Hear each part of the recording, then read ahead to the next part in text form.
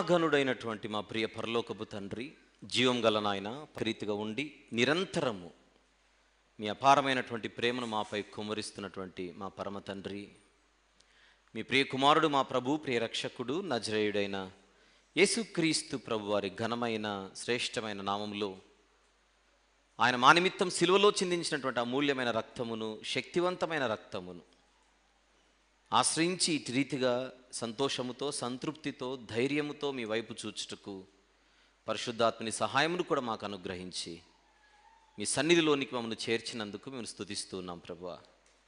ఈరోజు ఏ ఉద్దేశం కొరకైతే మేము ఇక్కడ కూడుకొని ఉన్నామో ఆ ఉద్దేశము, ఏ వర్తమానమైతే మా అందరికి అవసరమో ఆ వర్తమానం మాకు అనుగ్రహించి మట్టి మానవులమైనటువంటి మా హృదయాలలో మహిమగల మీ మాటలు నింపి మా అందరి జీవితాలను బలపరచమని యేసు క్రీస్తు ప్రభు వారి మహోన్నతమైన నామములోనే ఈ కొన్ని విన్నపములు స్తుతులతో కలిపి పవిత్రమైన మీ పాదముల చెంత పెట్టి సమర్పించి వేడుకొనుచున్నాము తండ్రి, ఆమేన్. ప్రభునందు ప్రియులారా, అంతర్జాతీయ యవనస్తుల దినోత్సవం అంటే ఇంటర్నేషనల్ యూత్ డే అని ఒకటి ఉంది. మదర్స్ డే, ఫాదర్స్ డే, అలాగే విమెన్స్ డే అని మనకు ఎలాగైతే చిల్డ్రన్స్ డే అని ఎలాగైతే పలు దినాలు ఉన్నాయో, యవనస్తుల కోసం కూడా ప్రత్యేకమైనటువంటి ఒక అంతర్జాతీయ దినోత్సవం ఉంది. వాస్తవానికి ఈరోజు మనము ఈ పాటను ఆగస్టు 11వ తారీఖున విడుదల చేయాలని నేను భావించాను, కానీ కుదరలేదు. అది వాయిదా పడింది పలు కారణాలను బట్టి. అయినప్పటికీ ఈరోజు ఈ అంశమును గురించి మనం మాట్లాడుకోవడానికి, యవనస్తుల గురించి మనం మాట్లాడుకోవడానికి, యవనస్తులకు ఒక ప్రత్యేకమైనటువంటి సందేశాన్ని ఇవ్వడానికి దేవుడు ఇట్టి అనుకూలతనిచ్చాడని ముందుగా నేను దేవాది దేవుణ్ణి స్తుతిస్తూ ఉన్నాను. ఈరోజు ఈ వర్తమానం ద్వారా మనం వినబోయే ప్రతి మాట ముందుగా యవనస్తులకు, ఎందుకంటే సందర్భం వారి గురించి కనుక. రెండు, యవనస్తులతో పాటు మిగిలిన వాళ్ళందరికీ. అంటే ఇది కేవలం వారికి మాత్రమే అనుకుంటే పొరపాటు. సందర్భం వారిది కనుక మొదట వారికి, తర్వాత మనము మానవులమే కనుక మనందరికీ కూడా వర్తిస్తుంది. ఈరోజు ఈ యొక్క అంశానికి సంబంధించి నేను ఒక 12 ప్రాథమికమైనటువంటి విషయాలు మీ అందరి 12 విషయాలు ఒకసారి ఈ 12లో మనకున్నటువంటి సమయాన్ని దృష్టిలో పెట్టుకొని ఒక్కొక్కటి మాట్లాడుకుంటూ ముందుకెళ్దాం. అందరు సిద్ధమా? ఈరోజు ఈ సందేశంలో ఒక 12 ప్రాథమిక సంగతులను అందరి దృష్టికి తీసుకొని రాబోతున్నా. ఒక సందర్భంలో మనం ఉన్నాము లేదా ఒక అకేషన్లో ఉన్నాము అనేది పక్కన పెట్టి మనందరి జీవితాలకు సంబంధించిన విషయాలు నేను ప్రస్తావించబోతున్నాను కనుక వాక్యాన్ని ఆధారం చేసుకొని మనసు పెట్టి భయముతో, భక్తితో మన ప్రయోజనం కోసం, మన మేలు కోసం వీటిని ఆలోచిద్దాం. నేను అన్నాను ప్రాథమిక విషయాలు అని. ప్రాథమిక విషయాలంటే ఏమిటి? ఫండమెంటల్ థింగ్స్, ఫౌండేషనల్ థింగ్స్ లేదా బేసిక్ థింగ్స్. జీవితంలో ప్రతి మనిషి ఖచ్చితంగా ఎరిగి ఉండవలసినటువంటి వాస్తవాలు, ఫ్యాక్ట్స్. అందులో మొదటిది మాట్లాడుకుందాం. ఈ మొదటి దానిని ఈ మధ్యకాలంలో మనము చూసాము, అయినా ఇంకొకసారి ఇప్పుడు జ్ఞాపకం చేసుకుందాం. బైబిల్ తెరుద్దాం. ఇక కీర్తనల గ్రంథంలో 100వ కీర్తన, కీర్తనల గ్రంథంలో 100వ కీర్తన తీసారా? అందులోని 3వ వచనము జాగ్రత్తగా చూద్దాం. 3, యెహోవాయే దేవుడని తెలుసుకొనుడి, ఆయనే మనల్ని పుట్టించెను. కింద ఫుట్ నోట్లు ఏముందో, మనలను మనమే సృజించుకొనలేదు. 100వ కీర్తన 3వ వచనం చదువుతున్నాం. యెహోవాయే దేవుడని తెలుసుకొనుడి, ఆయనే మనలను పుట్టించెను. ఫుట్ నోట్లో మనలను మనమే సృజించుకొనలేదు. ఇంతకీ మాట పిల్లల గురించా, యవనస్తుల గురించా, పెద్దల గురించా, వృద్ధుల గురించా అని మనం ప్రశ్నిస్తే అది యూనివర్సల్గా అందరికి అప్లై అవుతుంది. ఒక పసివాడిని పుట్టించింది ఎవరంటే దేవుడు అనే ఆన్సరే రావాలి. ఒక యవనస్తుడా, ఓ తమ్ముడా, ఓ చెల్లి, నిన్ను పుట్టించింది ఎవరు అంటే దేవుడనే చెప్పాలి. పెద్దవారిని అడిగినా వృద్ధులను అడిగినా ఆన్సర్ మాత్రం ఇదే. మనం బిజీగా బతికేస్తూ నా బతుకు ఇది నాది అనే భావనలో బ్రతికేస్తూ మన జన్మకు లేదా మన పుట్టుకకు మన జీవితానికి మూలమెవరు, కారణమెవరు అనేటువంటి విషయాన్ని పక్కన పెడితే ఈ జీవితానికి అర్థం ఉండదు. సహజంగా బయట మనం వినేటువంటి నీతి సూత్రం, బయట సమాజంలో మనం వినేటువంటి నీతి సూత్రం, మనకు జన్మనిచ్చింది తల్లిదండ్రులు, నువ్వు ఏ ఉద్యోగం చేస్తున్నా ఎంత సంపాదిస్తున్నా తల్లిదండ్రులు నిర్లక్ష్యం చేయకూడదు. నిజమే, ఎంత సంపాదన ఉన్నా నీ తల్లి ఎవరంటే నాకు గుర్తులేదు, బిజీగా ఉన్నానని ఎవడన్నాడు. డబ్బులు ఎంత సంపాదిస్తున్నా నీ తండ్రి ఎవరు అంటే నాకు తెలియదని ఎవడు చెప్పాడు. మనిషి ఎంత ఎదిగినా తల్లిదండ్రులను నేను ఎరుగను అనేటువంటి ఒక దుర్మార్గపు మాట ఎవరు చెప్పరు. చెప్పాడు అనంటే మనిషి కాదు. 10 మందిలో తల్లిని ఒప్పుకోలేనివాడు, 10 మందిలో తండ్రిని చూపించలేనివాడు, తండ్రిని ఒప్పుకొనలేనివాడు ఖచ్చితంగా మనము ఎవరు కూడా హర్షించేటువంటి వ్యక్తి కాదు.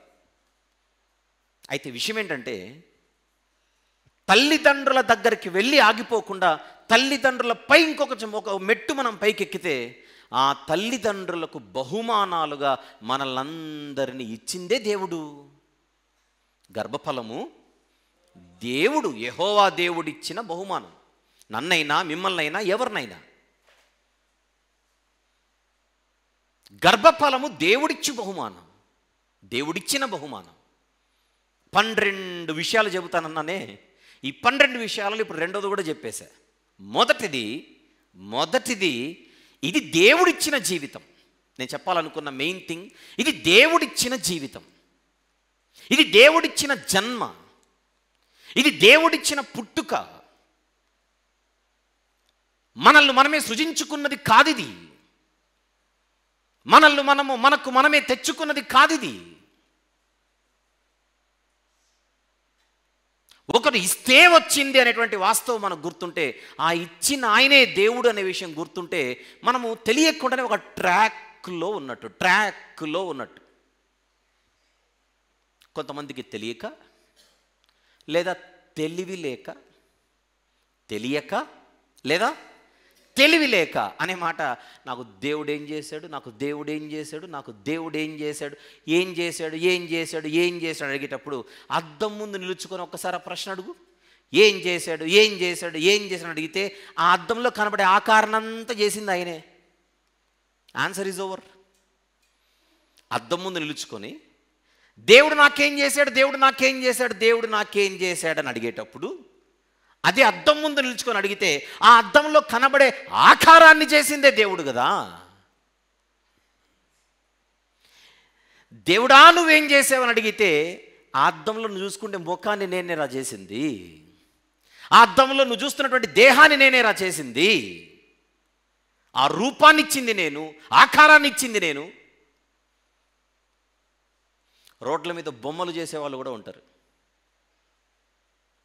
దేవుడు మనిషిని చేశాడు, మనిషి బొమ్మను చేశాడు. ఆ బొమ్మకు మనిషికి తేడా ఏంటని అడిగితే ఆ బొమ్మకు జీవం ఉండదు, మనిషికి జీవం ఉంది. ఆ బొమ్మకు ప్రాణం ఉండదు, మనిషికి ప్రాణం ఉంది. ఆ బొమ్మకు ఆత్మ ఉండదు, మనిషికి ఆత్మ ఉంది. అంటే ప్రాణము, ఆత్మ, శరీరము ఈ 3 కలిస్తే మనిషి అయితే ఆ మనిషిని చేసిన వాడి దేవుడు. ప్రాణము, ఆత్మ, శరీరము కలిస్తే మనిషి అయితే ఈ ప్రాణాత్మ శరీరములను చేసిన వాడే దేవుడు. తెస్సలోనిక పత్రికలో పౌలు భక్తుడు ఏమంటున్నాడో ఒక్కసారి చూద్దాం.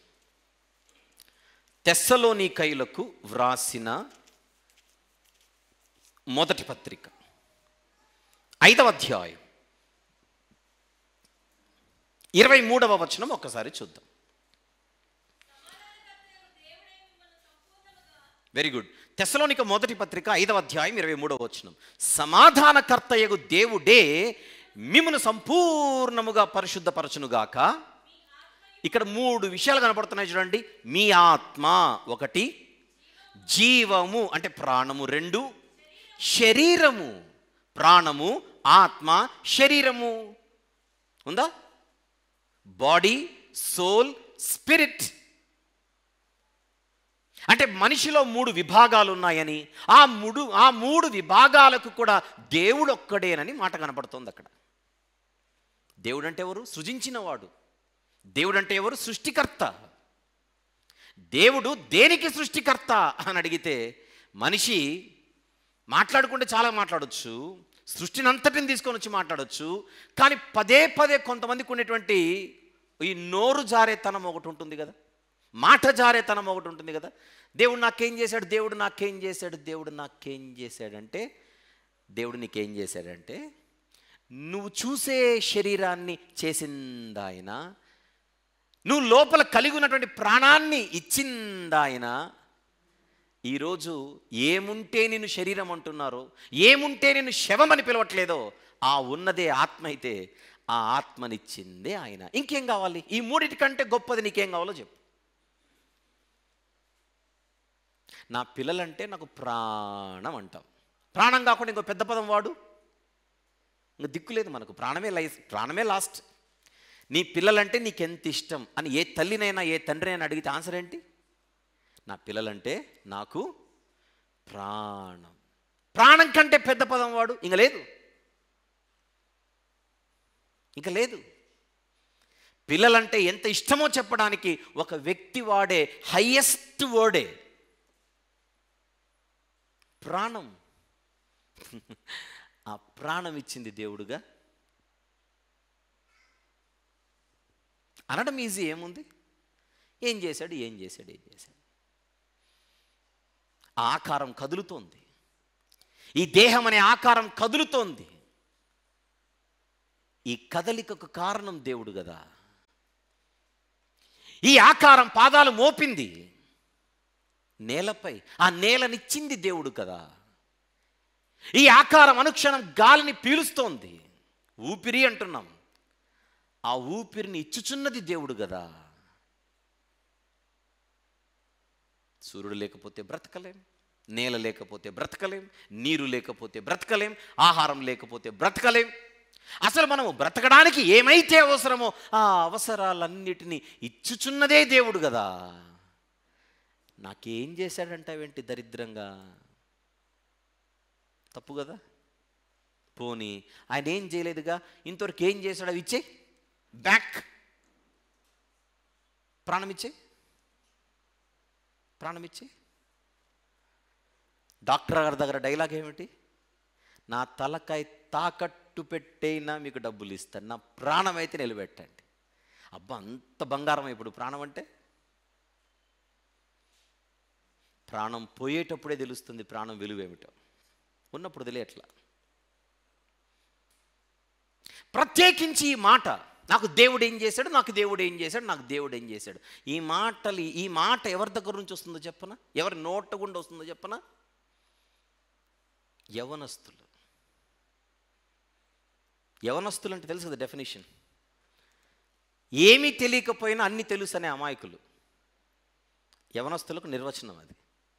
ఏమీ తెలియకపోయినా అన్నీ తెలుసు అని అనుకునే పాపం అమాయకులు. అదే డెఫినేషన్, రాసేసుకోండి, రికార్డులో ఉంటుంది ఇది. అంటే ఇది ఎట్లుంటుందంటే వీళ్ళ కేసు, వీళ్ళకేం తెలీదా అంటే అబ్బే తెలుసు అని చెప్తాం. అన్నీ తెలుసా అంటే అబ్బే తెలియదు అని చెప్పాలి, అంతే. అది ఆ ఏజ్. అది వీళ్ళకు తెలుసు అని చెప్పడానికి లేదు, తెలీదని చెప్పడానికి లేదు. మేము తెలిసి తెలియని వయసులో ఉన్నామన్న జ్ఞానం ఉంటే తెలిసి తెలియని మాటలు మాట్లాడరు.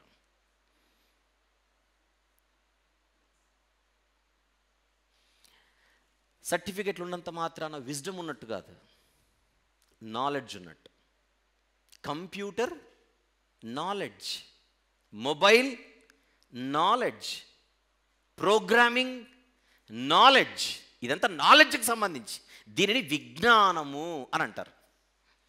విజ్ఞానము వేరు, జ్ఞానము వేరు. విజ్ఞానం జ్ఞానం అవ్వదు, విజ్ఞానము జ్ఞానం అవ్వదు.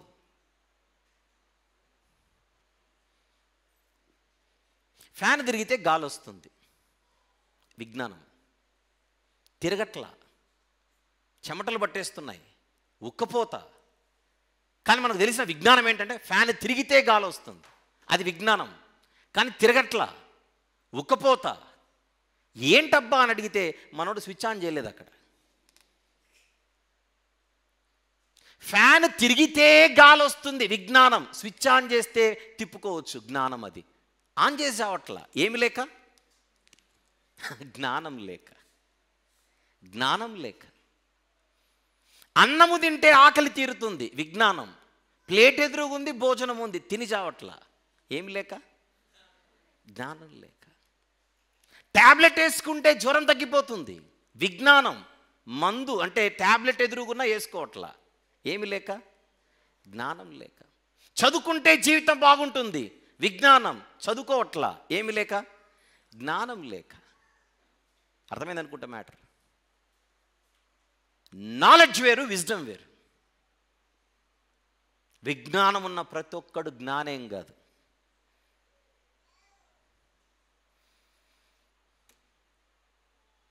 నాకు దేవుడు ఏం చేశాడు, నాకు దేవుడు ఏం చేశాడు. నీకు వెనకల డిగ్రీలు ఉన్నంత మాత్రాన నువ్వు జ్ఞానివి కావు. ఈ మాట అంటుంటే జ్ఞానివి కాదు.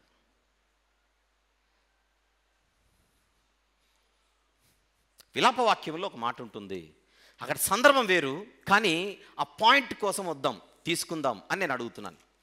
విలాపవాక్యములు 3వ అధ్యాయం.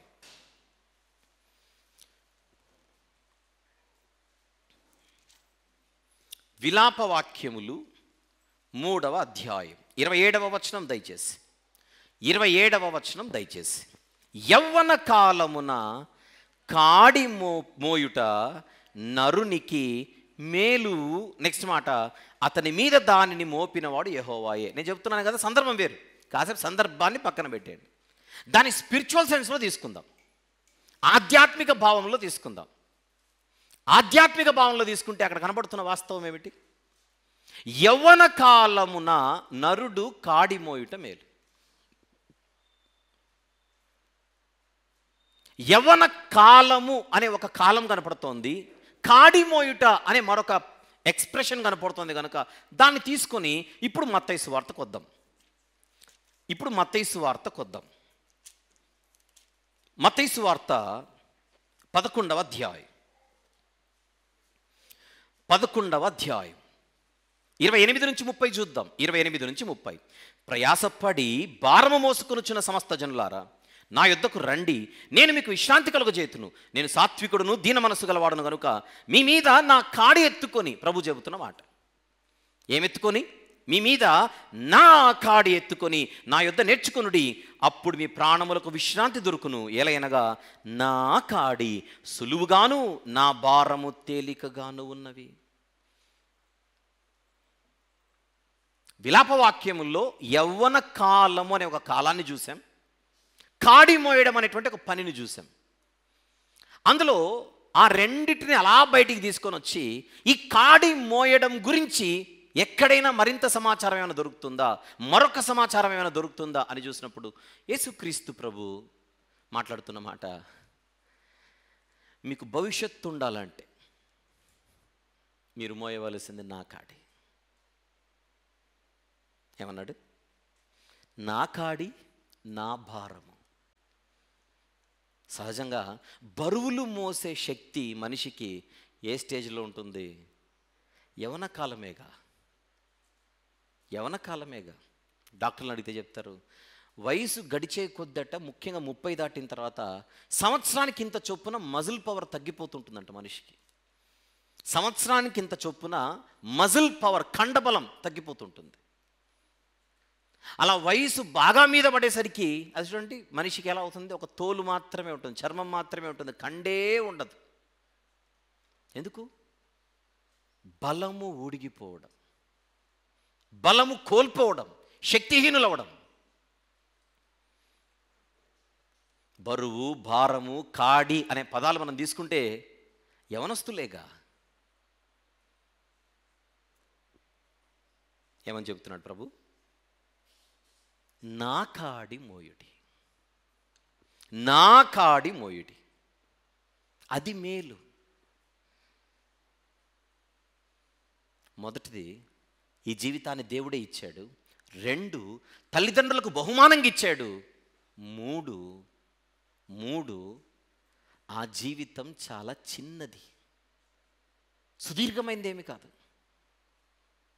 ఈ జీవితం చాలా చిన్నది, ఇంతలో కనబడి అంతలో మాయమైపోవు ఆవిరి వంటిది. I'm right are not? Bible అదే చెప్పిందా? బైబిల్ అదే చెప్పిందా? ఆయుష్ చాలా చిన్నది అని చెప్పలా? రేపేమి సంభవించునో నీకు తెలియదు, నీ జీవం ఏ పాటిది, ఇంతలో కనబడి అంతలో మాయమైపోవు ఆవిరి ఆవిరి ఆవిరి. యాకోబు పత్రికలో మనం చూసేది అదే. 102వ కీర్తన 3వ వచనంలో చూస్తున్న మాట ఒకసారి చూద్దాం. కీర్తనల గ్రంథములో 102వ కీర్తన, అందులోని 3వ వచనాన్ని ఒక్కసారి మనం చూద్దాం. పొగ ఎగిరిపోవునట్లుగా నా దినములు తరిగిపోవుచున్నవి. నిజమేనాది? పొగ ఎగిరిపోవునట్లుగా నా దినములు తరిగిపోవుచున్నవి. పొగ అన్నాడు ఇక్కడ, ఆవిరి అన్నాడు అక్కడ. పొగ అన్నాడు ఇక్కడ. యాకోబు గారి పత్రికలు ఏమన్నా 4వ అధ్యాయంలో తెలిసిన మాట అయినా చూద్దాం. 14వ వచనం, యాకోబు పత్రిక 4:14. రేపేమి సంభవించునో మీకు తెలియదు, మీ జీవం ఏ పాటిది, మీరు కొంతసేపు కనబడి అంతలో మాయమైపోవు ఆవిరి వంటి వారే. ఆవిరి, ఎక్స్క్యూజ్ మీ, నేను ఇంతవరకు 4 విషయాలు చెప్పాను, 4 మీ దృష్టి తీసుకొని వస్తున్నా. 1, ఈ జీవితాన్ని ఇచ్చిందే దేవుడు. నంబర్ 2, అది తల్లిదండ్రులకు బహుమానంగా ఇచ్చాడు, గర్భఫలము. నంబర్ 3, కానీ దేవుడిచ్చిన జీవితము చాలా చాలా చాలా చిన్నది. 4, ఆ చిన్న జీవితంలో యవ్వన ప్రాయం అనేది 1. అసలు జీవితమే చిన్నదైతే అందులో యవ్వన ప్రాయం ఎంతకాలం ఉంటుంది చెప్పండి? జీవితమే చిన్నదైతే అందులో యవ్వన ప్రాయం ఎంతకాలం ఉంటుంది? అందుకే అప్పుడప్పుడు కొంతమంది మనతో అంటుంటారు, ఇంకా నువ్వు యూతా? అప్పుడు మనం అంటాం కాదా, అప్పుడు అవతల వాళ్ళు జోకా.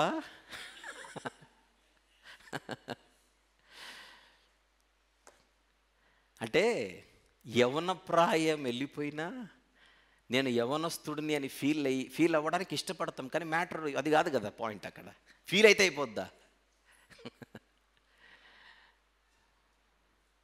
జీవితమే చిన్నది, ఆ చిన్న జీవితంలో యవ్వన ప్రాయం కొద్దిసేపు ఉండేది.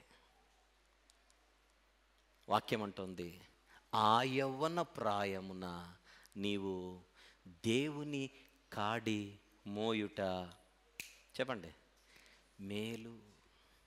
ఏది మేలు? దేవుని కాడి మోయుట మేలు. చదువుకోద్దని చెప్పలా బైబిల్, ఉద్యోగం చేయొద్దని చెప్పలా, కానీ చదువు చదువు చదువు చదువు అని దేవుని పక్కన పెట్టకు. ఉద్యోగం ఉద్యోగం అని, వ్యాపారం వ్యాపారం అని దేవుని పక్కన పెట్టకు. తప్పు. ఇక విచిత్రమైన మాట ఏంటో చెప్పన, యవనస్తులు అనే మాట. పెద్దలు అప్పుడప్పుడు చెప్తుంటారు, తల్లో తండ్రో ఎవరో సంఘ పెద్దలు ఎవరని చెప్తుంటారు, మందిరానికి రా మందిరానికి రా మందిరానికి రా, ప్రార్థనలో ఉండు, ప్రార్థనకు రా, మీటింగ్స్కి రా, వాక్యం బైబిల్ చదువుకో అని అంటే, అసలు నీకంటే నువ్వు అన్నీ అనుభవించి నువ్వు బాగా బతికేసావు, నేను ఎంజాయ్ చేయొద్దు? ఏ వయసులో చేయాల్సిన ఎంజాయ్మెంట్ ఆ వయసులో చేయాలి. మేము కూడా బాగా అనుభవించి ఎంజాయ్ చేసి అప్పుడు వస్తాం. అంటే ఇదేది చాలా నేను పెద్ద లాజిక్ మాట్లాడేస్తున్నాను, నా లాజిక్ ముందు ఏ మ్యాజిక్ పనిచేయదు. నేను చాలా అద్భుతమైన కౌంటర్ ఇచ్చాను మా డాడీకి మా మమ్మీకి, పోనీ ఎదుటోళ్ళకి, ఇంక వాళ్ళు నిలబడలేరు అనే ఒక పెద్ద ఫీలింగ్ ఇది. బైబిల్ అంటుంది, యవ్వనుడా రేపేమి సంభవించునో నీకు తెలియదుగా, రేపేమి సంభవించునో నీకు తెలియదుగా, ఏ దినమున ఏమి సంభవించునో నీకు తెలియదుగా. దీపం ఉన్నప్పుడే ఇల్లు చక్కబెట్టుకో, ఇల్లు చక్కబెట్టుకో. నేను చెప్పాలనుకున్న 12 విషయాల్లో ఇప్పటివరకు చెప్పింది 4 విషయాలు. గుర్తు చేసుకుందామా? నంబర్ 1, దేవుడిచ్చాడు ఈ జీవితాన్ని. నంబర్ 2, తల్లిదండ్రులకు బహుమానంగా ఇచ్చాడు. నంబర్ 3, ఆ జీవితం చాలా చిన్నది. నంబర్ 4, ఆ చిన్న జీవితంలో యవ్వన ప్రాయం ఒక్కటి. ఆ యవ్వన ప్రాయమున నరుడు దేవుని కాడి మోయుట మేలు. ఇది 4వది. వెళ్దామా? ఈ 4 గుర్తుపెట్టుకోండి. 5కి వెళ్దాం. యవనస్తుల మాట అందరి నోట వస్తుంది. ఈరోజు తుపాకీ అంతా యవనస్తుల మీదే కనుక నేను పదే యవనస్తులు అంటుంటాను. రైట్. యవనస్తుల నోట మనం తరచుగా వినే మాట నా ఇష్టం అంటారు. ప్రార్థన చేసుకోరా? నేను చేసుకోను. నా ఇష్టం. బైబిల్ చదువుకోరా? నేను చదువుకోను. చెప్పండి ఆన్సర్. నా ఇష్టం. ఆదివారం కదా, మనం అందరం కలిసి మందిరానికి వెళ్దాం రా. నేను రాను. నా ఇష్టం. ఈ నా ఇష్టం అనేటువంటి మాట చాలా ఊత పదం మనిషికి. నా ఇష్టం. అలాగైతే మీకు ఒక వ్యక్తి గురించి తెలియాలి. యవనస్తులే కాదు, ఇక్కడ ఎవరెవరైతే దేవునికి వ్యతిరేకంగా దేవుని విషయంలో ఆసక్తి లేక నా ఇష్టం అనేటువంటి పదాన్ని వాడుతుంటారో వాళ్ళు యవనస్తులే కాదు, పెద్దలైనా ఎవరైనా. వారి కోసం బైబిల్ గ్రంథమందు వ్రాయబడిన ఒక వ్యక్తి యొక్క చరిత్రను చూడక తప్పదు. లూకాసు వార్త 16వ అధ్యాయం తీద్దాం.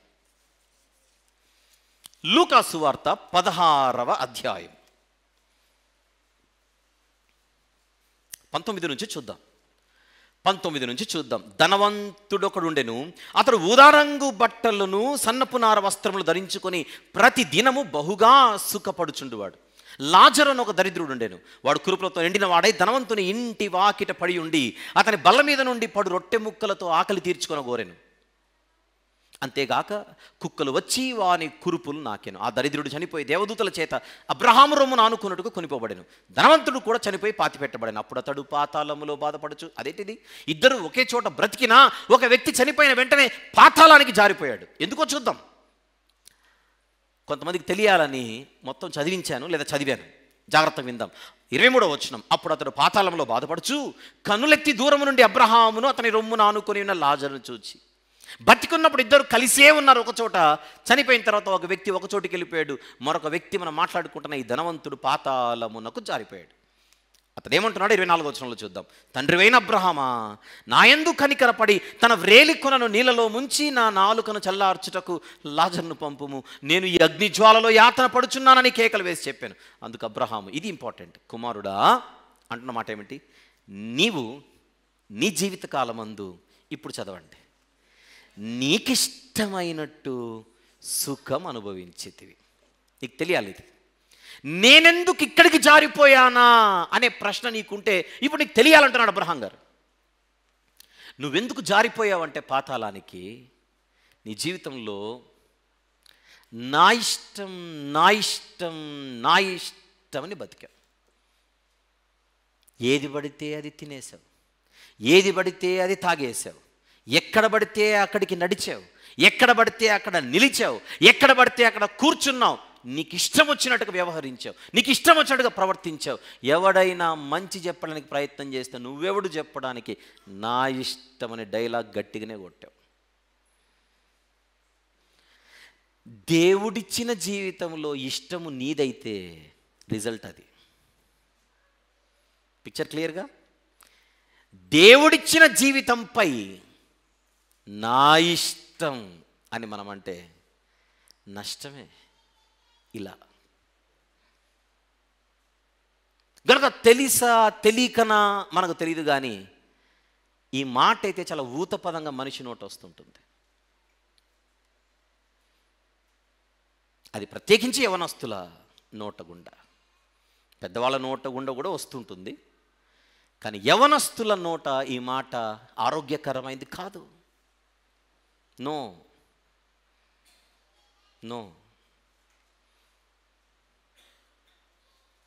ఇక్కడున్న యవనస్తులు, ఈ మాటలు వినే యవనస్తులందరూ నాకంటే వయసులో చిన్న వాళ్ళే ఉంటారు కనుక వాళ్ళని తమ్ముళ్ళు చెల్లెళ్ళు అన్న భావనతో ప్రేమతో చెబుతున్నటువంటి మాట, మీ ఇష్టము పనికి రాదు, మీకు మంచిది కాదు.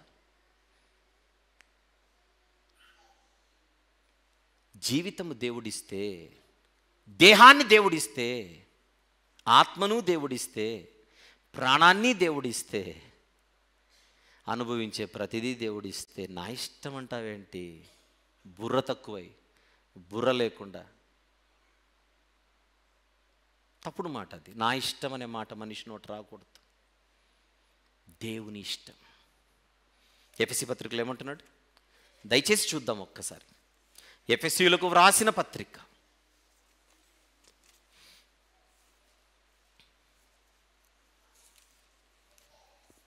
5వ అధ్యాయం 10వ వచనం ఒకసారి చూద్దాం. ఎఫెసీ పత్రిక 5:10, ప్రభువుకు ఏది ప్రీతికరమైనదో దానిని పరీక్షించుచు వెలుగు సంబంధుల వలె నడుచుకొనుడి. దేవునికి ఏది ప్రీతికరమైనదో అది పరీక్షించి తెలుసుకొని అలా నడుచుకోమంటోంది బైబిల్. చెడగొట్టే మాటనా? ఇది బాగుపరిచే మాటనా? మన ఇష్టానికి తావేది ఇక్కడ? మన ఇష్టానికి చోటు ఎక్కడుంది ఇక్కడ? తప్పు చేస్తున్నాం. యవనస్తులైనా పెద్దలైనా ఎవరైనా అసలు మన నోటి మాట రాకూడదు దేవుని విషయంలో. దేవుడు చెప్తే వినాలా, బైబిల్ చెప్తే వినాలా, వాళ్ళు చెబితే వినాలా, భక్తులు చెబితే వినాలా, సేవకులు చెబితే వినాలా, సంఘ పెద్దలు చెబితే వినాలా. మళ్ళీ ఎవరు చెప్తే వినాలి? దుష్టులు చెప్తే వింటారా? దుష్టుల ఆలోచన బాగుంటుందా? పాపుల మార్గం బాగుంటుందా? అపహాసకులు కూర్చుండే చోటు బాగుంటుందా? నేను అక్కడికే నడుస్తాను, ఇక్కడే నిలుస్తాను, అక్కడే కూర్చుంటాను అంటే ఫలితం ఏమిటి? ధనవంతుని చూస్తున్నాముగా.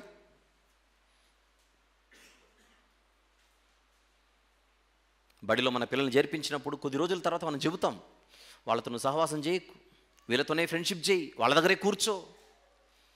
అలా వయసు మీద పడే కొద్దీ పెద్దలు చెప్పేటువంటి మంచి మాటదే. ఆ పెద్దలకు జ్ఞానాన్ని ఇచ్చింది దేవుడు. దేవుడిచ్చిన జ్ఞానముతో ఆ పెద్దలు చెప్పే మాట అది. బైబిల్ కూడా ఏం చెబుతోంది? కొరింథీయులకు వ్రాసిన మొదటి పత్రిక 15వ అధ్యాయం. కొరింథీయులకు వ్రాసిన మొదటి పత్రిక 15వ అధ్యాయం 33వ వచనంలో ఉన్న మాట చూద్దాం. 33వ వచనంలో ఉన్న మాట చూద్దాం. మోసపోకుడి, దుష్ట సాంగత్యము మంచి నడవడిని చెరుపును. నేను ఎవరితో పడితే వాళ్ళతో సహవాసం చేస్తాను, సాంగత్యం చేస్తానంటే నష్టపోయేది ఎవరు? చెడగొట్టేవాడు చెడగొట్టే వరకే ఉంటాడు, చెడిపోయిన తర్వాత వెళ్ళిపోతాడు. మీకు అర్థమైందో లేదు, ఇంకొకసారి చెప్తాను. చెడగొట్టేవాడు చెడగొట్టేంత వరకు ఉంటాడు, చెడిపోయిన తర్వాత వెళ్ళిపోతాడు. ఇది నిజమా? ఈ తోట చెట్ల ఫలములలో దేనినైనా తినొద్దన్నాడా? బాగానే చెప్పాడు. మాటలు ఐస్ లాగా ఉన్నాయి, నైస్గానే ఉన్నాయి. కాపురాన్ని చెడగొట్టాడు, దేవునికి దూరం చేశాడు. ఇప్పుడు ఆది దంపతులైన ఆదాము గారు హవ్వ గారు ఇద్దరూ కష్టాల్లో పడిపోయారు. ఆ చెడగొట్టినోడు వచ్చి ఏమైనా కాపాడా? చెడగొట్టినోడు వచ్చి వాళ్ళిద్దరికి వేసే శిక్షను వాళ్ళ మీదకి వేయకుండా ఆ ఇద్దరి శిక్షను కూడా నా మీద ఏమైనా ముందుకు వచ్చి అడ్డుపడ్డా? పడలేదే. చెడగొట్టిన సాతాను చెడగొట్టి పక్కన ఉన్నాడు. వాడు మంచి స్నేహితుడా? దుష్టుడు. చెరిపేశాడు, పాడు చేశాడు.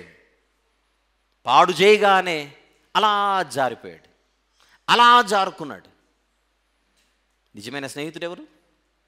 చెడిపోయిన జీవితాలను బాగుపరచడానికి ఈ లోకానికి వచ్చి రక్తం గార్చి ప్రాణం పెట్టిన ప్రభువైన యేసుక్రీస్తు వారు. చెడిపోయిన వారిని బాగుపరచడానికి ఒక ఆయన వచ్చాడు, బాగున్న వారిని చెడగొట్టి పక్కన కూర్చున్నాడు మరొకడు. What's your choice? And who is your choice? చెడగొట్టిన సాతానా, నిలబెట్టిన యేసుక్రీస్తు ప్రభువా? చెడగొట్టిన సాతానా, నిలబెట్టిన యేసయ్యనా? ఆలోచించండి. సహవాసాలు సరిగా లేక, దురలవాట్లకు అలవాటు పడి, భయంకరమైనటువంటి అలవాట్లు నేర్చుకొని జీవితాన్ని పాడు చేసుకుంటుంటే దీనికి కారణం ఎవరు? ఏం చూసాం కొరింథీ మొదటి పత్రికలో? దుష్ట సాంగత్యము మంచి నడవడిని చెరిపేస్తుంది. రోమీయులకు రాసిన పత్రిక మొదటి అధ్యాయం, రోమా పత్రిక మొదటి అధ్యాయం మీరు నోట్స్ రాసుకుంటుంటే 28 నుంచి లేదా 29 నుంచి 32 రాసుకోవచ్చు. 29 నుంచి 32 ఏమిటది? సమస్తమైన దుర్నీతి చేతను, దుష్టత్వము చేతను, లోభము చేతను, ఈర్ష్య చేతను నిండుకొని మత్సరము అట్టివారు. 29వ వచనం ఎవరి గురించి? భయంకరమైనటువంటి చెడిపోయినటువంటి భ్రష్టులుగా మారిపోయినటువంటి వారు. అట్టివారు సమస్తమైన దుర్నీతి చేతను, దుష్టత్వము చేతను, లోభము చేతను, ఈర్ష్య చేతను నిండుకొని మత్సరము, నరహత్య, కలహము, కపటము, వైరమును వాటితో నిండిన వారై కొండగాండ్రును, అపవాదకులను, దేవద్వేషులు దేవుని ద్వేషించేవారుగా మారిపోయి హింసకులను, అహంకారులను, బింకములాడువారును, చెడ్డవాటిని కల్పించువారును, తల్లిదండ్రులకు అవిధేయులను, అవివేకులను, మాట తప్పు వారును, అనురాగ రహితులను, నిర్దయులునైరి. ఇట్టి కార్యములను అభ్యసించువారు మరణమునకు తగినవారు అను దేవుని న్యాయ విధిని వారు బాగుగా ఎరిగి ఉండియు వాటిని చేయుచున్నారు. ఇది మాత్రమే గాక వాటిని అభ్యసించు వారితో సంతోషముగా సమ్మతించుచున్నారు. ఇక్కడ విషయం ఏంటంటే, తప్పు చేయడమే తప్పు కాదు, తప్పు చేసే వారితో సాంగత్యం చేయడం తప్పే అంటున్నాడు బైబిల్, అంటుంది బైబిల్. తప్పు చేయడమే తప్పు కాదు, తప్పు చేసే వారితో సాంగత్యము చేసి పరోక్షంగా నువ్వు పాలిభాగస్తుడు అవుతున్నావు.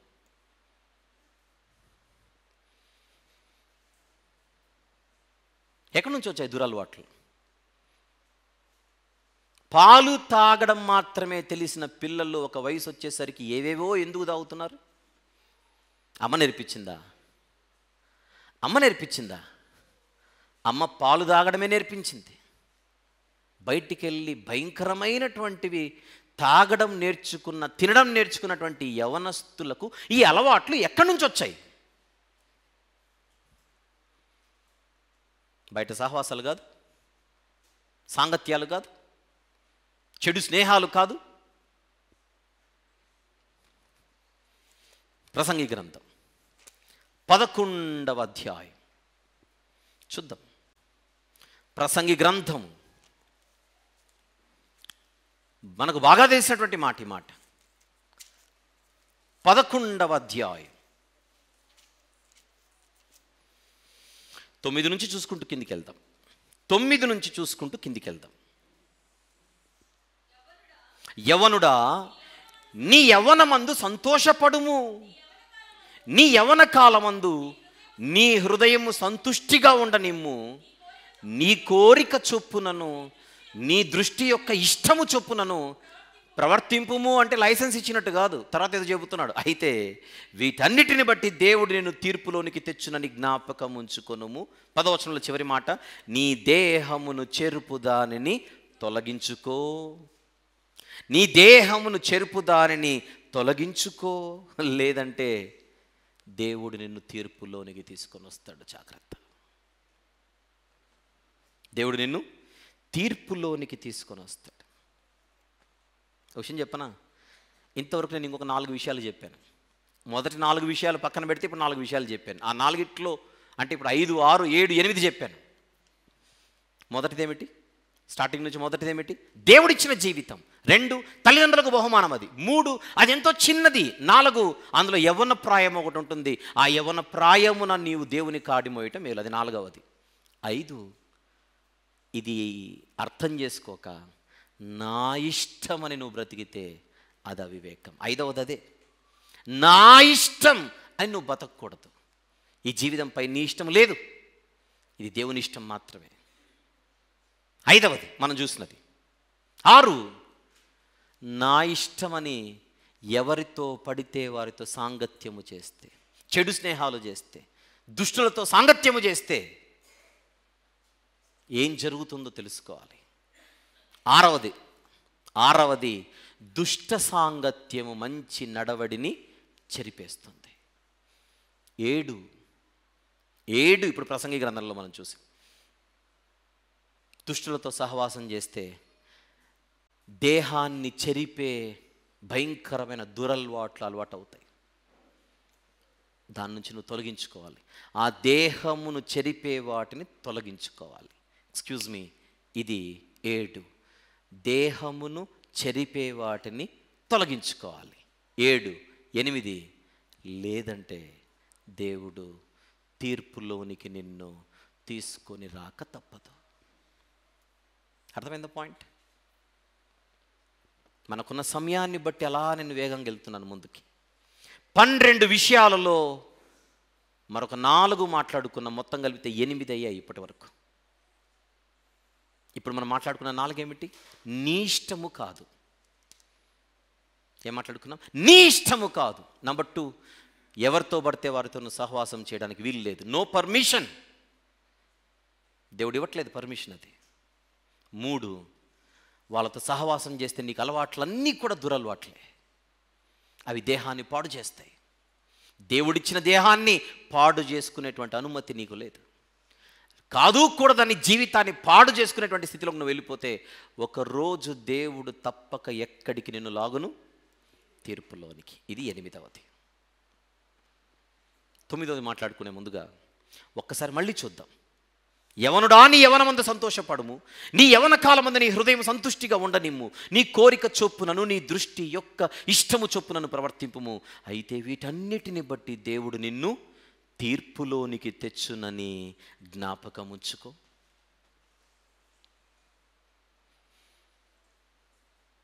యవన ప్రాయమున నీ హృదయములో నుండి వ్యాకులమును తొలగించుకో. యవన ప్రాయమున, ఆ మాట చూడండి 10వ వచనంలో 2వ మాట, నీ హృదయములో నుండి వ్యాకులమును తొలగించుకో. ఎందుకు ఇంత చిన్న వయసులో నీకు అంతగా నువ్వు ఏమంటారు దాన్ని, దేవదాస్ అంటారుగా, అంటే దేవుని దాసుడు కాదు, ఇది వేరే దేవదాసు.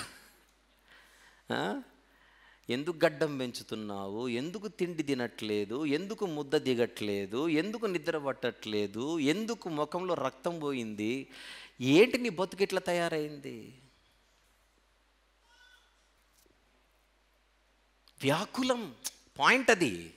వ్యాకులం.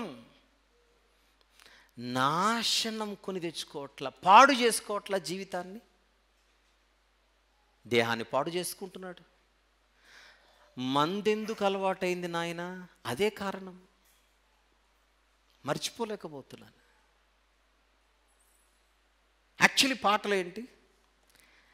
రాజా నీ సన్నిధిలో, చెప్పండి లిరిక్స్ అది, రాజా నీ సన్నిధిలో నేను ఉంటానయ్యా, అది పాడండి. కంటిన్యూ చేయండి అమ్మా, చెప్పండి. తర్వాత ఏంటి?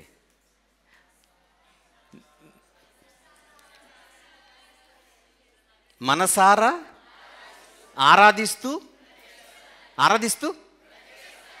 బ్రతికేస్తానయ్యా. ఆ ముక్కనరే.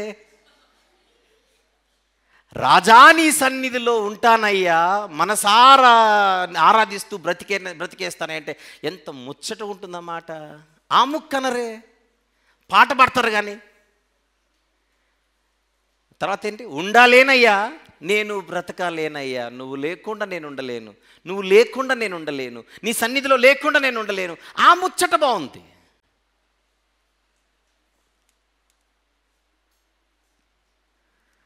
పాతికేళ్ళు కన్న తర్వాత 25 ఏళ్ళు పెంచిన తల్లిదండ్రులను అలా చిటికలో వదిలేయడం. ఏదో కూరలో చెప్పండి కరివేపాకు తీసేసినట్టుగా తీసేయడం.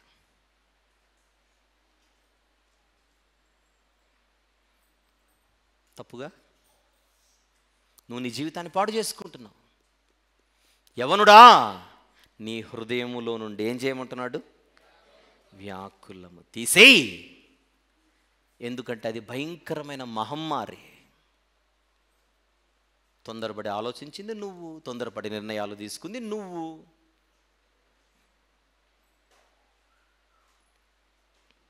పాయింట్ ఏంటంటే ఇక్కడ దేవునికి వ్యతిరేకమైనది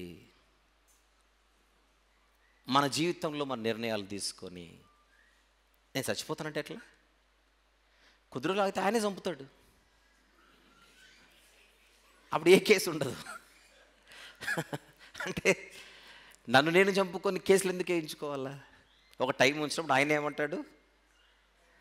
టైం అయిపోయిందిరా అంటాడు. అంతే. ఆయన చంపడానికి కూడా ఆయనకు ఛాన్స్ ఇవ్వవు. వస్తుంది చావు. చావు రాకుండా ఎక్కడికి పోదు. ఏంటో, చావే పరిష్కారం అయితే, దిగులే పరిష్కారం అయితే, మొట్టమొదట నేను చచ్చిపోవాలని ఆలోచన రావాల్సింది యోసేపు గారికి రావాలి. బైబిల్లో తల్లిని కోల్పోయాడు చిన్నప్పుడే, వృద్ధాప్యంలో ఉన్నటువంటి తండ్రికి దూరం అయ్యాడు, సొంత అన్నలే హింసించారు, అమ్మేశారు. యవనస్తుడైన యోసేపు గారి గురించి మాట్లాడుతున్నా నేను, ఎవరి గురించో కాదు. దేశం కాని దేశానికి వెళ్ళాడు, అన్యాయంగా శిక్షణ అనుభవిస్తున్నాడు చెరసాలలో. సూసైడ్ థాట్స్ రావాల్సి వస్తే ఫస్ట్ ఆఫ్ ఆల్ ఎవరికి రావాలి? యోసేపు గారికి రావాలి. ఆయన చరిత్ర కలిగిన బైబిలే కదా చేతిలో ఉండేది. అమ్మాయి అటాక్ చేసిందా? ఒక స్త్రీ అటాక్ చేసిందా లేదా యోసేపు గారిని? పడ్డాడా, నిలబడ్డాడా? నిలబడ్డాడు. ఆయనను చూడు, యవనస్తులతో. ఒక యోసేపు గారు హీరో, ఒక దానియేలు గారు హీరో. ఎందుకు? తప్పే చేయలేదు, యవ్వన ప్రాయమున బబులోను చెరలోకి వెళ్ళిపోయాడు. ఒక షద్రకు, మేషకు, అబేద్నెగో అనే వాళ్ళు హీరోలు, వాళ్ళు యవనస్తులు. దేశం కాని దేశములో వాళ్ళు నిలబడిన తీరు ఎలా ఉంది దేవుని కోసం? వాళ్ళు కదా హీరోలు.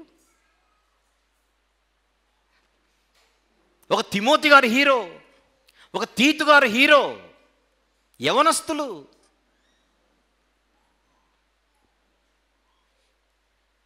చూస్తున్నాం కదా.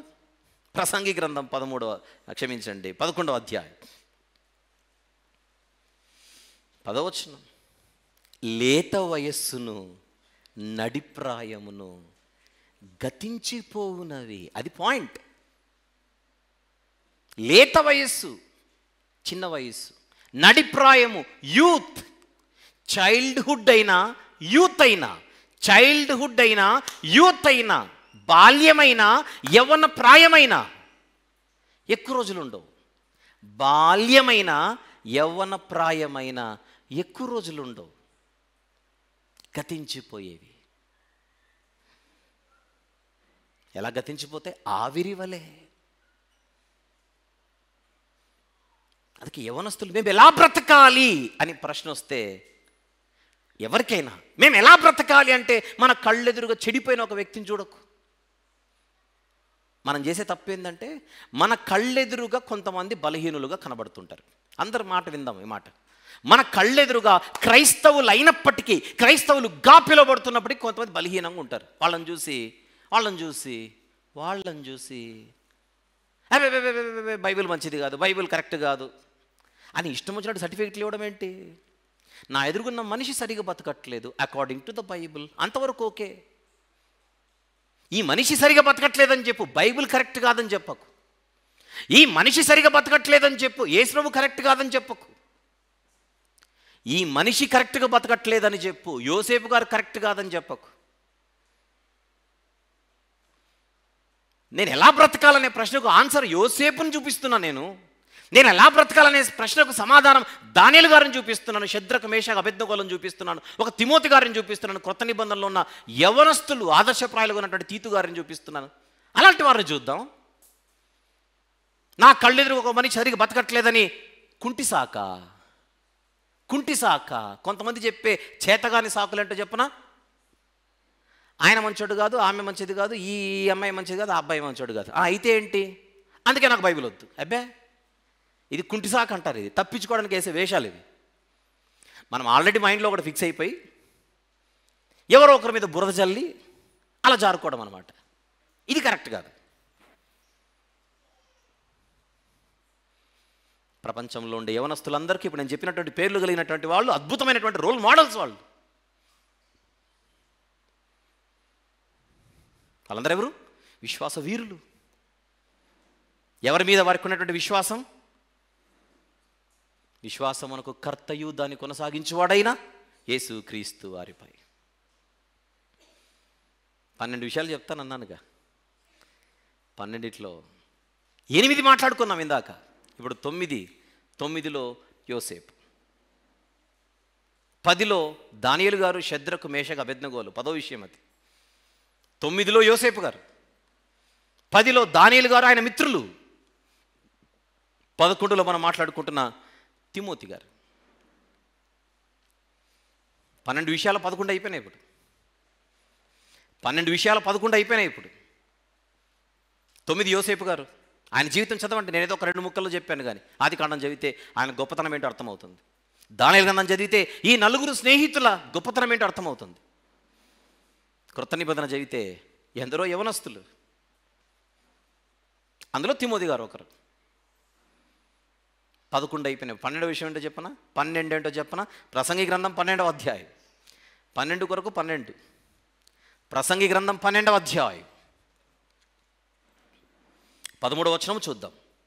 13వ వచనం, ఇదంతయు వినిన తర్వాత తేలిన ఫలితార్థం ఇదే: దేవుని యందు భయభక్తులు కలిగి ఉండి ఆయన కట్టడలను అనుసరించి నడుచుచుండవలెను, మానవ కోటికి ఇదియే విధి. అది పాయింట్. దేవుని యందు భయభక్తులు కలిగి ఉండి ఆయన కట్టడలను అనుసరించి నడుచుచుండవలెను. అది ఓవరాల్గా లైఫ్ అంటే ఏంటంటే, నా ఇష్టం కాదు. దేవుని యందు భయము, దేవుని యందు భక్తి కలిగి నేను జీవించాలి. ఇది మానవ కోటికి అంటే అర్థం ఏంటి? మానవ కోటిలో యవనస్తులు ఉన్నారు, మేము కాదనుకుంటేలా? పిల్లలున్నారు, యవనస్తులు ఉన్నారు, పెద్దలున్నారు, వృద్ధులు ఉన్నారు. గూఢమైన ప్రతి అంశమును గూర్చి దేవుడు విమర్శ చేయనప్పుడు ఆయన ప్రతి క్రియను, అది మంచిదే కానీ చెడ్డదే కానీ, ఏం చేస్తాడు? తీర్పులోనికి తెస్తాడు. దేవుని యందు భయభక్తులు కలిగి యేసుక్రీస్తు ప్రభును రక్షకునిగా స్వీకరించి, శిలువ మీద ఆయన మన నిమిత్తము చేసినటువంటి బలియాగమును అర్థం చేసుకొని, అది నా కోసమని ప్రతి ఒక్కరు గ్రహించి శిలువ దగ్గరికి రావాలి. ఆ శిలువలో ఆయన చిందించిన రక్తమును ఆశ్రయించాలి. ఆ రక్తమే నా బలమని, ఆ రక్తమే నాకు శరణ్యమని విశ్వసించి ఆయనను రక్షకునిగా స్వీకరించి ఆయన పరిశుద్ధమైనటువంటి రక్తంలో జీవితాన్ని కడుక్కొని అక్కడి నుంచి నూతన ప్రయాణాన్ని చేపట్టాలి. అది నూతన యెరూషలేము యాత్ర, పరలోక యాత్ర, ఆత్మీయ యాత్ర, ఆనంద యాత్ర. వాక్యము దేవుడు మనకిచ్చాడు. ఆ యాత్రలో మన పాదములకు దీపముగా ఉండడానికి, మన త్రోవలకు వెలుగుగా ఉండడానికి, మనకు అద్భుతమైనటువంటి బాటను చూపించడానికి. 12 విషయాలు మాట్లాడుకుందాం, టక్క గుర్తు చేసుకుందాం. నంబర్ 1, ఇది దేవుడిచ్చిన జీవితం. నంబర్ 2, తల్లిదండ్రులకు బహుమానంగా ఇచ్చాడు. నంబర్ 3, ఇది చాలా చిన్నది. నంబర్ 4, అందులో యవన ప్రాయం ఒకటి ఉంది, కొద్ది కాలం ఉంటుంది. ఆ యవన ప్రాయమున దేవుని యందు ఆసక్తి కలిగి ఉంటే అది మేలు. నంబర్ 5, కానీ నా ఇష్టమని జీవిస్తే నష్టమే అని మాట్లాడుకున్నాం. చెప్పండి. నంబర్ 6, దుష్ట సాంగత్యము చేసి నేను ఇంకా చెడగొట్టుకుంటా నా జీవితం అంటే అది ఇంకా నష్టం. నంబర్ 7, దేహాన్ని పాడు చేసేది, జీవితాన్ని పాడు చేసేది దేనిని కూడా దరిదాపుల్లోనికి రానివ్వకూడదు. ఎవడో చెప్పాడని, ఎవడో రెచ్చగొట్టాడని, ఎవడో అలవాటు చేశాడు కనుక నువ్వు నిజంగా మగాడివైతే తాగురానేసరని తాగేశానని మన మన మన పవర్ ఏంటో చూపించుకోవడానికి చేయాల్సినటువంటి సాహస కృత్యాలు ఏమీ లేవు ఇక్కడ. తప్పది. దేహాన్ని చెడగొట్టుకునే దానిని మనం దూరం ఉంచుకోవాలి, తొలగించుకోవాలని బైబిల్ చెబుతుంది. లేదంటే దేవుని తీర్పుకు సిద్ధపడవలసిందే. అది 8వది. 9, యోసేపు గారిని చూడు. 10, దానియేలు గారిని, ఆయన మిత్రులను చూడు. 11, తిమోతి గారిని చూడు. 12, వీళ్ళందరం చూస్తే మనకు అర్థమయ్యేటువంటి పాఠం ఏమిటి? దేవుని యందు భయభక్తులు కలిగి మనందరము కూడా ఆయన ఆజ్ఞలను అనుసరిస్తూ యేసుక్రీస్తు ప్రభు చెంత జీవిస్తూ పరిశుద్ధాత్మని తోడుతో ప్రయాణం చేయడమే ఉత్తమమైన పని. తండ్రి, కుమార, పరిశుద్ధాత్మని త్రిత్వ దైవపు రెక్కల క్రింద జీవించడమే భయముతో, భక్తితో జ్ఞానుల జీవిత విధానం. దీనికి భిన్నమైనది ఖచ్చితంగా వాక్య వ్యతిరేకమైనది అవుతుంది, దైవ వ్యతిరేకమైనది అవుతుంది. చేతులారా మన జీవితాన్ని మనమే నష్టపరుచుకునేది అవుతుంది. ఆ తప్పు చేయకూడదనే ఈ మాటలు. ఓ తమ్ముడా, ఓ చెల్లి, ఓ యువత, విన్నారా ఈ మాటలు? వింటారా ఈ మాటలు? బైబిల్ చెబుతున్న మాట, లేత వయస్సును నడిప్రాయమును గతించిపోవును ఆవిరి వలెను. ఈ సందేశం ఇస్తున్న ఒక అద్భుతమైనటువంటి కనువిప్పు కలిగించేటువంటి పాఠం ఇంతవరకు మనం విన్నాం. ఆ పాఠమే పాట రూపములో ఇప్పుడు చూద్దాం. 80వ పాట విడుదల చేసుకుందాం. మీ అందరూ తెలుసు కదా, దయచేసి విందాం. పల్లవి అయిపోయిన తర్వాత మధ్యలో మనకు ఒక టెక్స్ట్ వస్తుంటుంది. ఆ టెక్స్ట్ చదివితే మనకు మంచి లెసన్స్ అర్థమవుతుంటాయి. ఆలోచిస్తూ మనము పాటలోనికి ప్రవేశిద్దాం. It's a lesson through a song. ఈ జీవితాన్ని మనకిచ్చినది దేవుడు కదా. మనకిష్టమొచ్చినట్లుగా మనము జీవించడం మనకు క్షేమమేనా? లేత వయస్సైన నడిప్రాయమైన ఆవిరివలే గతించిపోవును కదా. ఓ తమ్ముడా, ఓ చెల్లెలా, వింటారా ఈ మాటలు?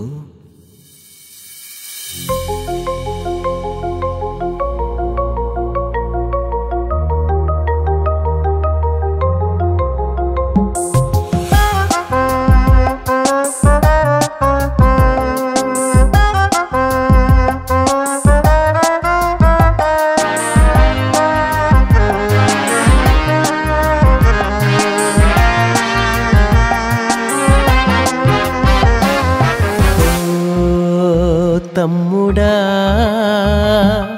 ఓ చెల్లెలా, ఓ యువత, వింటారా ఈ మాటలు? ఓ తమ్ముడా, ఓ చెల్లెలా, ఓ యువత, వింటారా ఈ మాటలు?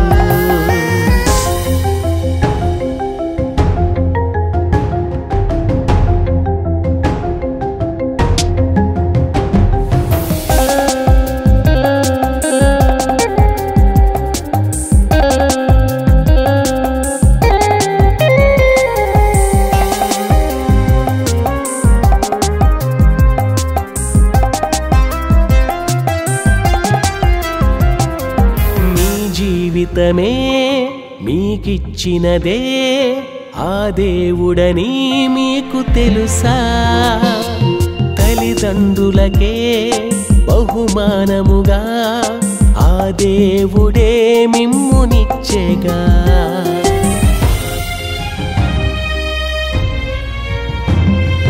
యవ్వనమందే దేవుని యందు ఆసక్తి మీకుంటే మేలే.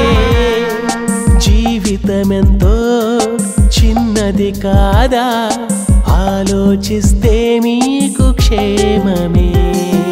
లేత వయసును నడిప్రాయమును గతించిపోవును ఆవిరివలెను. లేత వయసును నడిప్రాయమును గతించిపోవును ఆవిరివలెను. ఓ తమ్ముడా, ఓ చెల్లెలా, ఓ యువత, వింటారా ఈ మాటలు?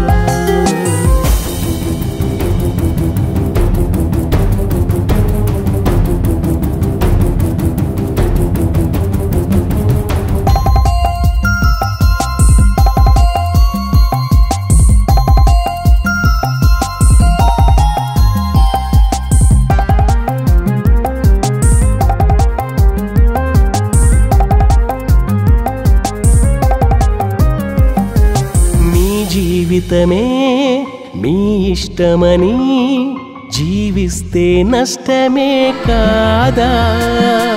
చెడు స్నేహమే మీ నడవడిని చెరిపివేయుటే నిజమేగా.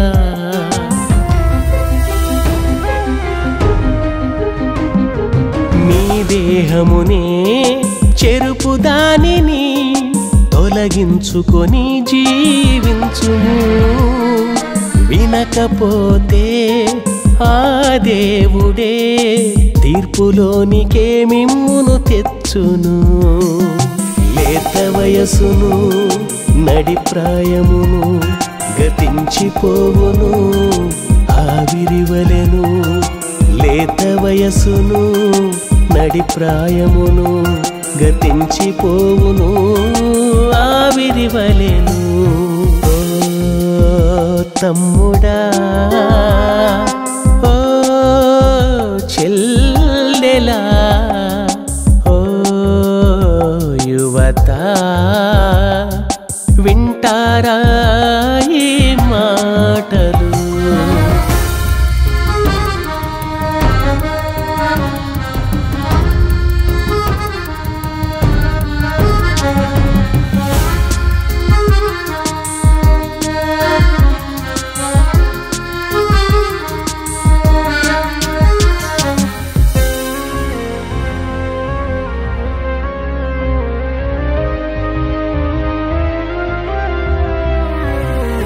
మీ జీవితమే యోసేపులా మంచి గుణముతో ఉంటే మేలు. దానియేలులా తన మిత్రుల వలెను జీవిస్తే అది మీకు చాలు.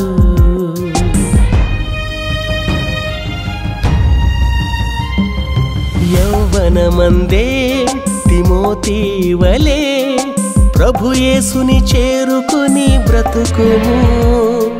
దేవుని యందే భయభక్తులతో జీవిస్తూ క్షేమముగా ఉండుము. లేత వయసును నడి ప్రాయమును గతించిపోవును ఆవిరివలెను. లేత వయసును నడి ప్రాయమును గతించిపోవును ఆవిరివలెను. ఓ తమ్ముడా, ఓ చెల్లెలా, ఓ యువత,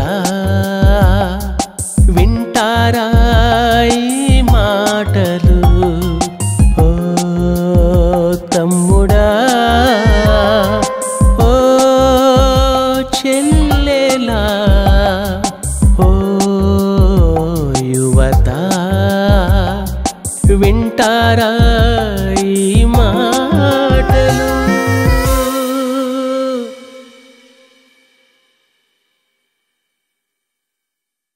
దేవుడు ఇంత గొప్పగా ఈ పాటను విడుదల చేసుకోవడానికి దేవుడు ఇచ్చినటువంటి ఈ గొప్ప భాగ్యమును బట్టి దేవుని స్తుతిస్తున్నాను. ఎంతమందికి ఈ పాట యవనస్తులకు ప్రయోజనకరంగా ఉందని భావిస్తూ ఉన్నారు? చేతులెత్తి చూపించగలరా? చక్కగా వచ్చిందంటారా పాట? ఇది వెరీ గుడ్. మనము ఎంతో కాలంగా ఇది విడుదల చేసుకోవాలని ఆశపడ్డాం. దేవుడు తగిన సమయమందు ఇది విడుదల చేసుకోవడానికి కృప చూపాడు. సుమారు గంట సేపు మనం మాట్లాడుకున్నదంతా ఒక పాటలో మనము దాన్ని అందించగలిగాం. దేవుని కృపను బట్టి, మహాకృపను బట్టి. అది పాట కాదు, ఒక పాఠం అన్న సంగతి మరొకసారి నేను గుర్తు చేస్తున్నాను. మన మేలు కోసం, మన ప్రయోజనం కోసం దేవుడు మనకిచ్చినటువంటి పాట. అది వాక్యానుసారమైనటువంటి పాట. ఇది అందరూ ఆలోచించి, నా జీవితంలో నేను ఎక్కడ పడిపోతున్నాను, నా జీవితంలో నేను ఎక్కడ తప్పు చేస్తున్నాను, నా జీవితంలో నేను ఎక్కడ విఫలమవుతున్నాను, ఓడిపోతున్నాను అని గ్రహించి 1కి 10 సార్లు ఈ పాట వింటూ, ఇలాంటి పాటలు ఎన్నో మనం విడుదల చేస్తూ ఉన్నాం, వాటన్నిటిని వింటూ బలపడుతూ అనేక మందిని బలపరచడానికి వారికి కూడా అందించాలి. బైబిల్ ట్రస్ట్ మీడియా అనేటువంటి ఛానల్లో ఇవన్నీ అప్లోడ్ అవుతున్నాయి. ఈ పాట రేపు సాయంత్రానికంతా మన మీడియా ఛానల్ అప్లోడ్ అవుతుంది.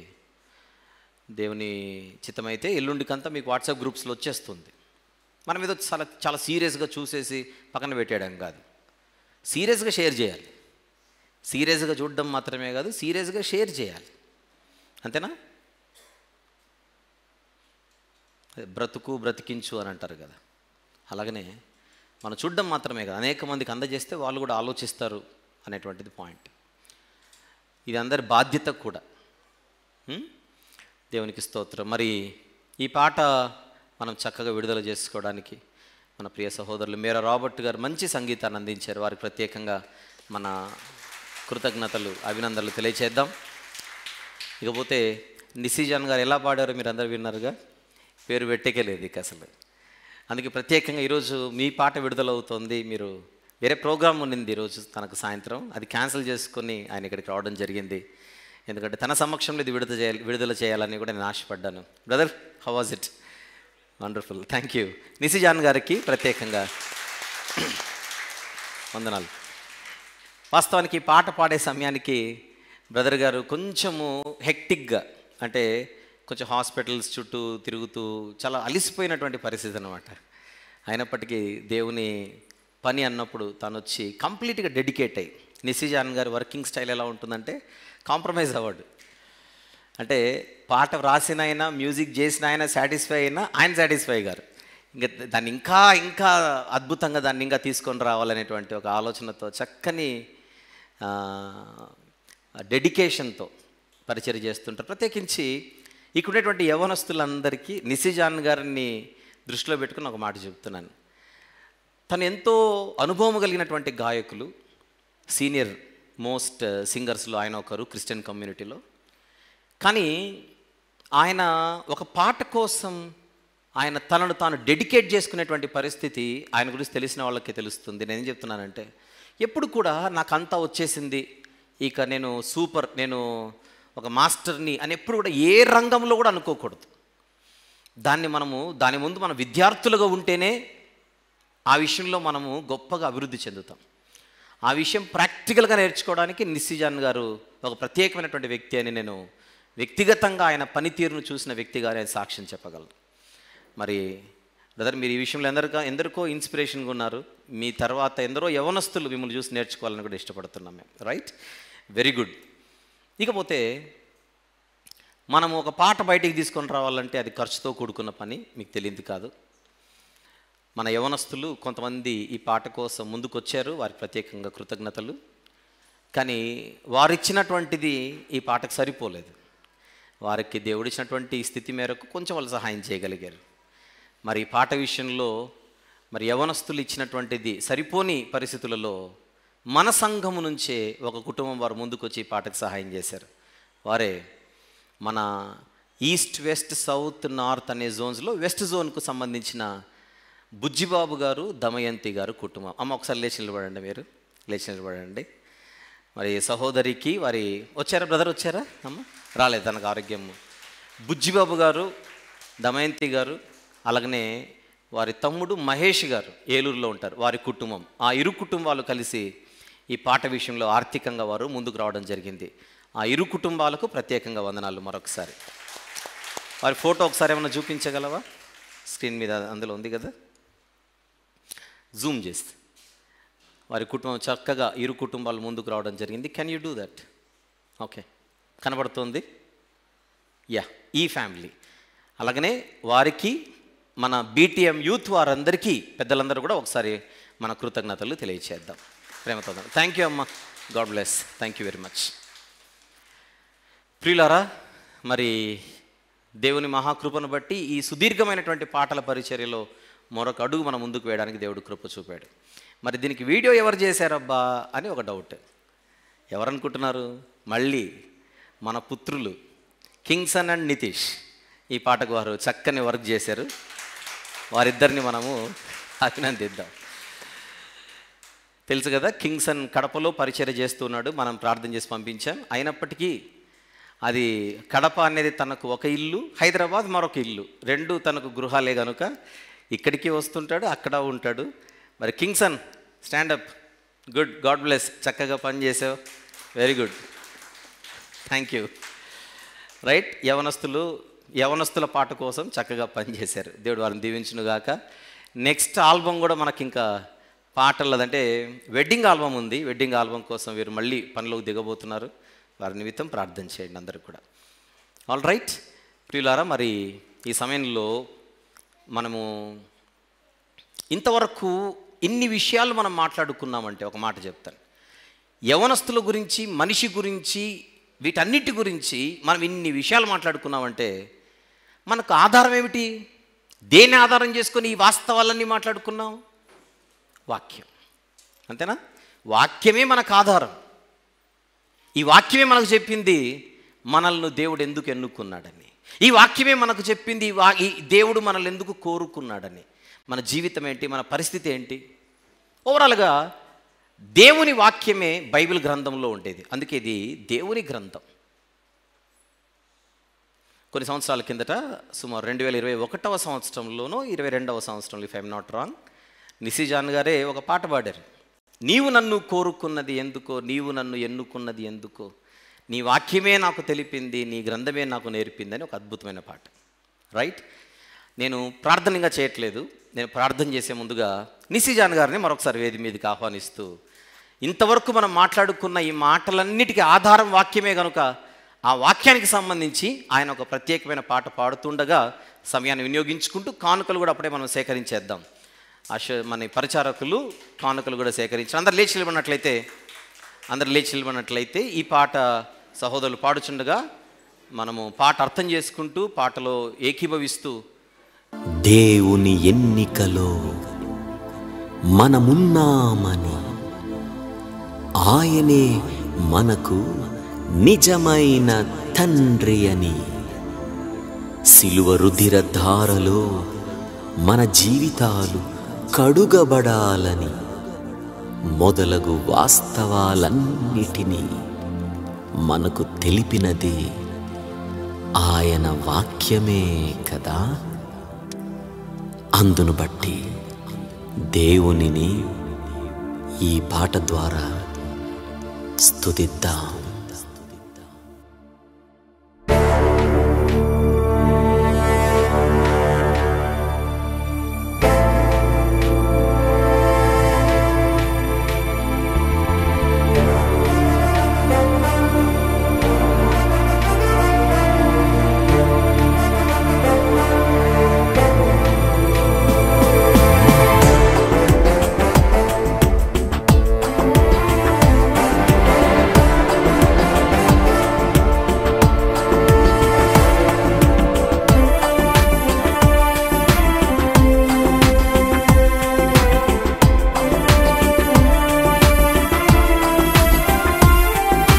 నీవు నన్ను కోరుకున్నది ఎందుకో, నీవు నన్ను ఎన్నుకున్నది దేనికో, నీవు నన్ను కోరుకున్నది ఎందుకో, నీవు నన్ను ఎన్నుకున్నది దేనికో. నీ వాక్యమే నాకు తెలిపిందిలే, నీ గ్రంథమే నాకు నేర్పిందిలే, నీ వాక్యమే నాకు తెలిపిందిలే, నీ గ్రంథమే నాకు నేర్పిందిలే. నీవు నన్ను కోరుకున్నది ఎందుకో, నీవు నన్ను ఎన్నుకున్నది దేనికో.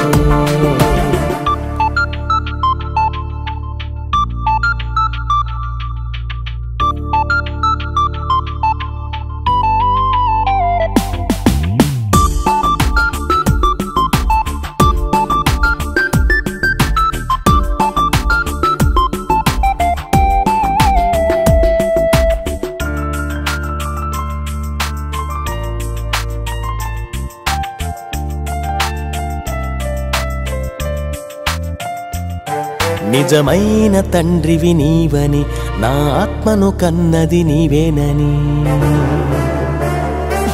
నిజమైన తండ్రివి నీవని, నా ఆత్మను కన్నది నీవేనని, మచ్చలేని వాడివని, నాలో నిన్ను చూడాలని, మచ్చలేని వాడివని, నాలో నిన్ను చూడాలని, నీ కోరిక ఇదేయని.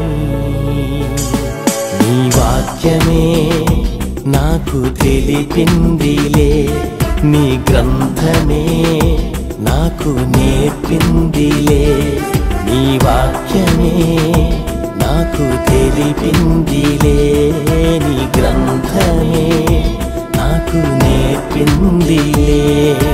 నీవు నన్ను కోరుకున్నది ఎందుకో, నీవు నన్ను ఎన్నుకున్నది దేనికో.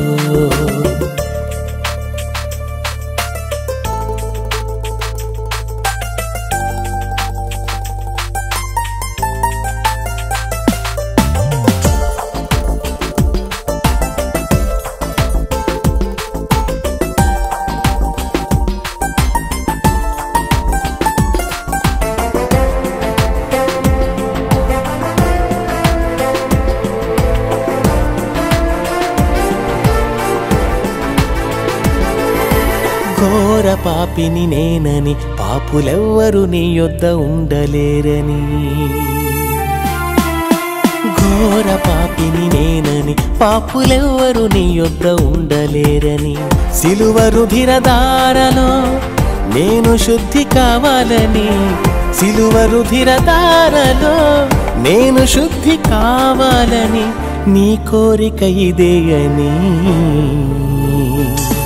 నీ వాక్యమే నాకు తెలిపిందిలే, నీ గ్రంథమే నాకు నేర్పిందిలే.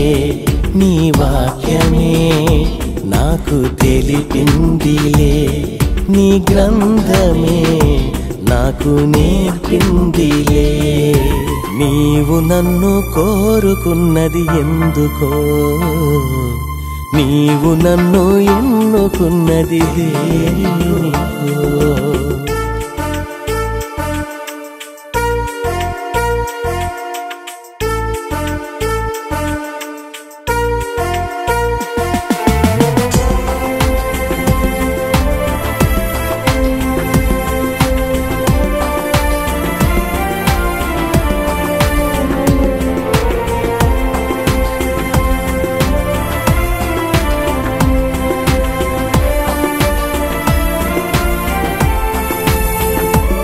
లోకులంతా పాప భీతి లేక నాశనానికే జోగుచుండగా,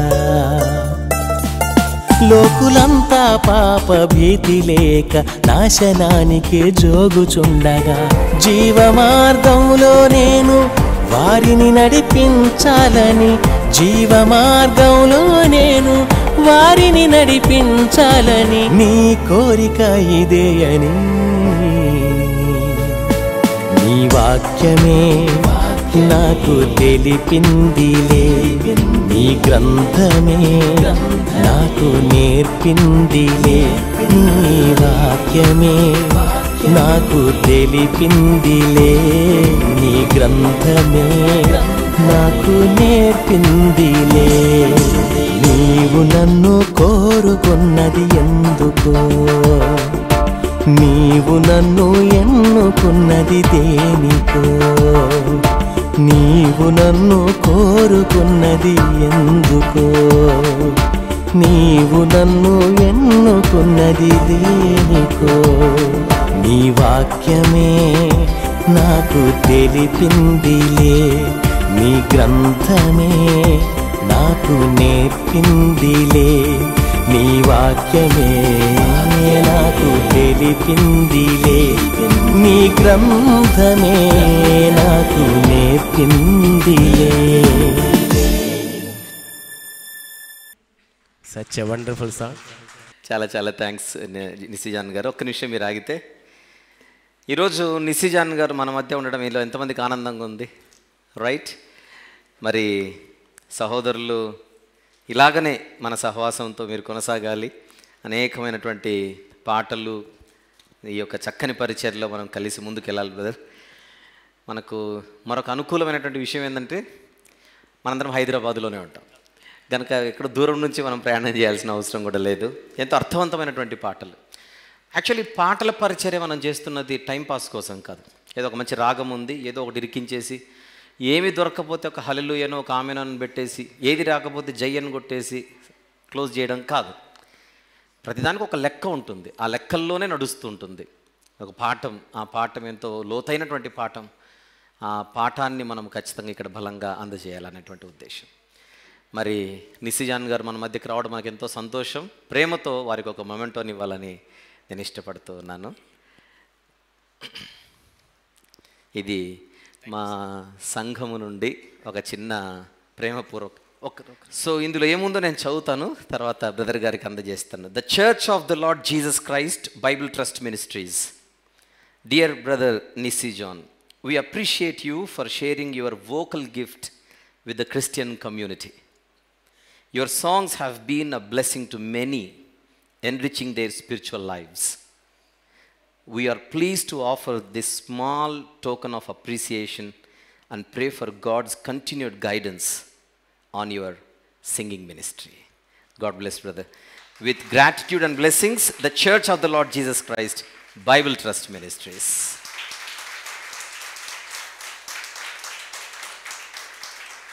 Right. Very, very, very happy. Thank you, brother. We'll continue. Right. Nissi John గారికి ఇంకొకసారి మనందరం మన యొక్క ఆనందాన్ని వ్యక్తం చేద్దాం. ప్రియమైన దేవుని వారలారా, అందరూ కూర్చున్నట్లయితే మనము ఇప్పుడు మన సందేశం అయిపోయినట్టు, వాక్య సందేశం.